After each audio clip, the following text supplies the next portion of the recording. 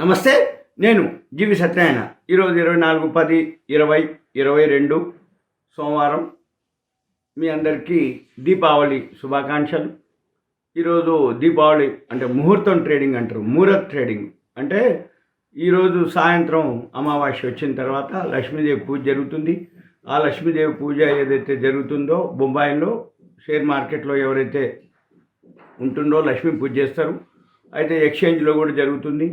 అయితే ఎక్స్చేంజ్ ఇవాళ మార్నింగ్ లేదు, ఈవినింగ్ అవర్స్ ఉంటుంది. 6:15 నుంచి 7:15 వరకు ఈరోజు ముహూర్త ట్రేడింగ్ జరుగుతుంది.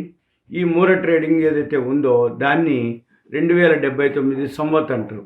అంటే 2079 సంవత్సరంలో ఇప్పుడు మనం జరుపుకున్నాం అనేది అంటే దీపావళి మన 2022 కాకుండా దాన్ని అన్నమాట. అయితే జనరల్గా ముహూర్తం అంటే ఏంటిదంటే దస్త్రం అంటారు. మార్వాడి పదం ఏంటంటే దస్త్రం. అంటే ఏదైతే కొత్తగా బిజినెస్ స్టార్ట్ చేయాలన్నా, కొత్తగా బిజినెస్ ప్రారంభోత్సవం అంటే ఆ సంవత్సరానికి అంటే ఈరోజు ముహూర్తం లక్ష్మీదేవి పూజ చేసి దీపాలు పెట్టి పూజ చేయటం జరుగుతుంది. పూజతో స్టార్ట్ చేస్తారు. దస్త్రం అనమాట. అంటే ఏంది కొత్తగా పుస్తకాలు పెట్టడం అంటే ఏంది డే బుక్ అనుకోండి, లెడ్జర్ అనుకోండి, క్యాష్ బుక్ అనుకోండి, ఏవైతే ఒకప్పుడు మాన్యువల్ ఉండేది ఆ మాన్యువల్ తోటి ఇవి బుక్స్ పెట్టి స్టార్ట్ చేయడం జరిగేది. దీన్ని ముహూర్తం ట్రేడింగ్ అంటారు. అయితే సెంటిమెంట్ కోసం ఈరోజు చాలామంది బై చేయటం జరుగుతుంది. ఆ ముహూర్తం ఏదైతే సెంటిమెంట్ ఉందో ఈరోజు మన మార్కెట్లు మాత్రం బాగా పాజిటివ్లోనే ఓపెన్ అయ్యే అవకాశాలు కనబడుతున్నాయి. ఎంత పాజిటివ్ అంటే మామూలు పాజిటివ్ కూడా కాదు. ఉదాహరణకి ఇప్పుడు శుక్రవారం నైటు అమెరికా మార్కెట్లో అంటే ప్లస్లో క్లోజ్ అవ్వటం, ఇప్పుడు ఈరోజు ఏషియన్ మార్కెట్లు ప్లస్లోనే రన్ అవ్వటం, తర్వాత మన ఎస్జిఎక్స్ నిఫ్టీ వచ్చి ప్రజెంట్ ఇప్పుడు అంటే ఈ రికార్డింగ్ చేసే టైంకి 274 పాయింట్లు ప్లస్ చూపిస్తుంది. అంటే సుమారుగా బిఎస్సి సెన్సెక్స్ 900 పాయింట్లు ప్లస్లో ఓపెన్ అయ్యే అవకాశాలు కనపడుతున్నాయి. ఇది ఒకటి. తర్వాత మనము ఈ ఏదైతే ఉందో ఈరోజు గంట సేపే ఉంటుంది ట్రేడింగు 6:15 నుంచి 7:15. తర్వాత మళ్ళీ రేపు మాత్రం యథావిధిగా ఉంటుంది మంగళవారం మార్కెట్లు. మళ్ళీ బుధవారం నాడు మహాబలి ప్రతిపాద అని బొంబాయిలో ఒక ఉంటుంది. అంటే దీపావళి సెలవు ఏదైతే ఉందో ఆ 3వ రోజు అనమాట. అంటే ఎల్లుండి మళ్ళీ మార్కెట్లు బంద్ ఉంటుంది. అంటే ఈ వారము మనకి సెలవులు 2 రావటం. ఇవాళ గంట సేపే లెక్క, రేపు సెలవు, రేపు వర్కింగ్ డే, బుధవారం హాలిడే, గురువారం weekly Nifty bank Nifty closing day. అంటే ఎప్పుడైతే October month weekly Nifty bank Nifty closing అవుతుందో గురువారం నాడు మళ్ళీ శుక్రవారం నవంబర్ది ఓపెన్ అవ్వటం జరుగుతుంది. అయితే బోర్డు మీటింగు రిజల్ట్స్ అక్టోబర్ చాలా వరకు రావటం జరిగింది. ఇంకా చాలా ఉన్నాయి, కొన్ని అన్నీ అప్డేట్ అవుతున్నాయి.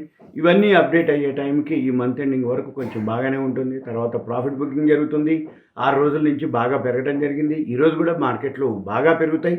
ఈ బాగా పెరిగినాయి మళ్ళీ రేపు రావచ్చు, లేదు గురువారం కానీ శుక్రవారం కానీ ప్రాఫిట్ బుకింగ్ కూడా అవకాశాలు కనపడుతున్నాయి.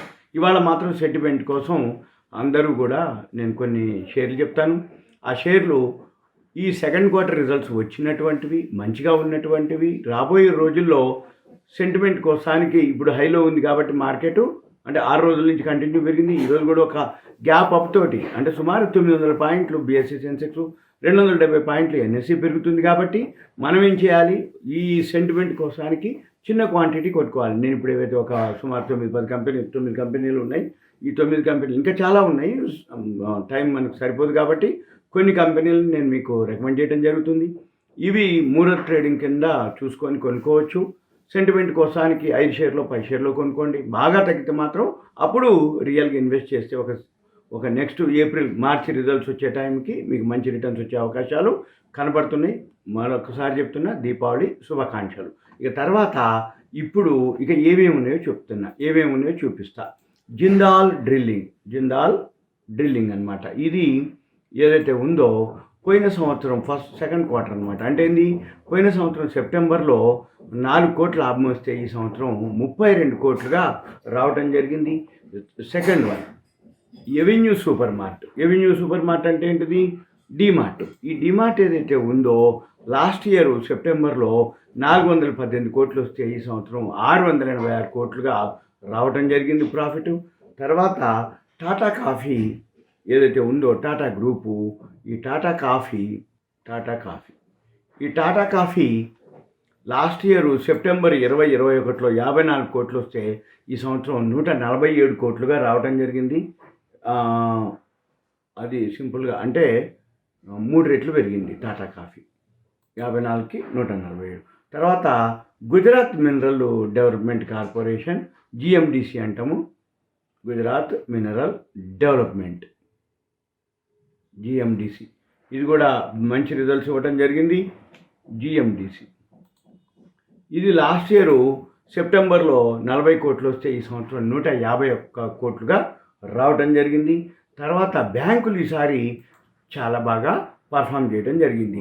సౌత్ ఇండియన్ బ్యాంకు, ఈ సౌత్ ఇండియన్ బ్యాంక్ ఏదైతే ఉందో లాస్ట్ ఇయర్ సెప్టెంబర్లో -187 కోట్లు లాస్లో ఉంటే ఈ సంవత్సరం 223 కోట్లు ప్లస్లోకి వచ్చింది. అంటే ఇది టర్న్ అరౌండ్ అయిందని అర్థం. ఏది? South India bank.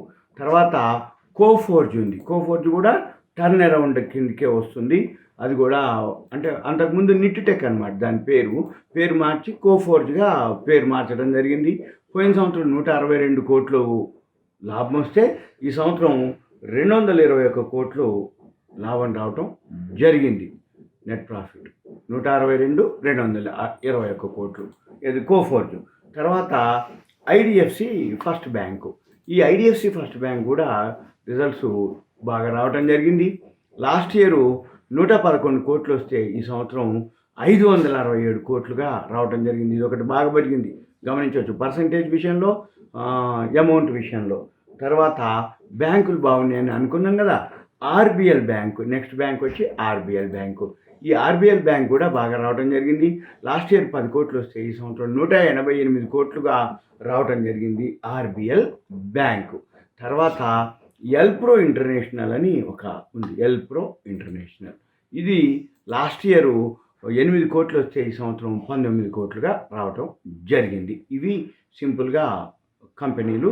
నేను మళ్ళీ ఒక్కసారి రిపీట్ చేస్తున్నా.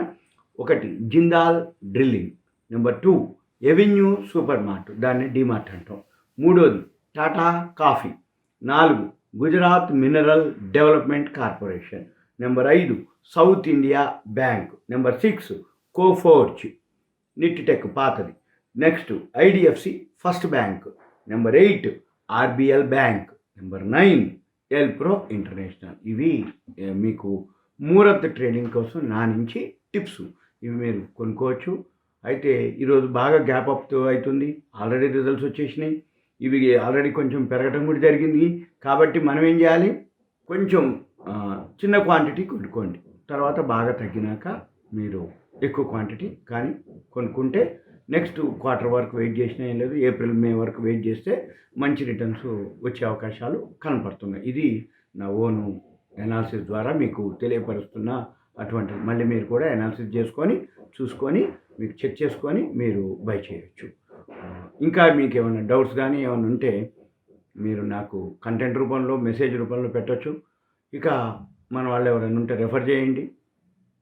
ఇలాంటి వీడియోస్ మీకు కావాలి అనుకుంటే మీ పేరు, ఏరియా వాట్సాప్ మెసేజ్ పెడితే గ్రూప్లో యాడ్ చేసి మీకు ఫర్దర్లో పోస్ట్ మార్కెట్, ప్రీ మార్కెట్ ఇలాంటి ఏవైతే టిప్స్ ఉన్నాయో, అంటే ఇన్ఫర్మేషన్ బాగా ఉన్న కంపెనీలు మీకు నేను ఎక్స్ప్లెయిన్ చేయడానికి వీలవుతుంది. సుమన్ టీవీ ప్రేక్షకులకు ధన్యవాదాలు. మరొకసారి దీపావళి శుభాకాంక్షలు. అందరూ కూడా మంచిగా, అంటే మార్కెట్లు మాత్రం ఈరోజు గ్యాప్ అప్ వారం దాకా, అంటే 6 రోజులు పెరిగినాయి, ఇవాళ కూడా బాగా పెరుగుతుంది. కాకపోతే ఏంటిది అంటే మళ్ళీ మధ్యలో ఎక్కడో ఒక దగ్గర కరెక్షన్ వస్తుంది. మళ్ళీ ఇంకొక 10-15 రోజులు గడిచిపోతే ఇంకొక 20 రోజులకి మొత్తం చాలా ఆల్మోస్ట్ ఆల్ మంచి కంపెనీలు రిజల్ట్స్లు, బోర్డు మీటింగ్లు, సెకండ్ క్వార్టర్ అవన్నీ కూడా రావడం జరుగుతుంది. దాన్ని బట్టి మళ్ళీ నేను ఇంకొక వీడియోలో మీకు వేరే కొన్ని కంపెనీలు నేను ఎక్స్ప్లెయిన్ చేయడానికి వీలవుతుంది. Thank you. సెలవు.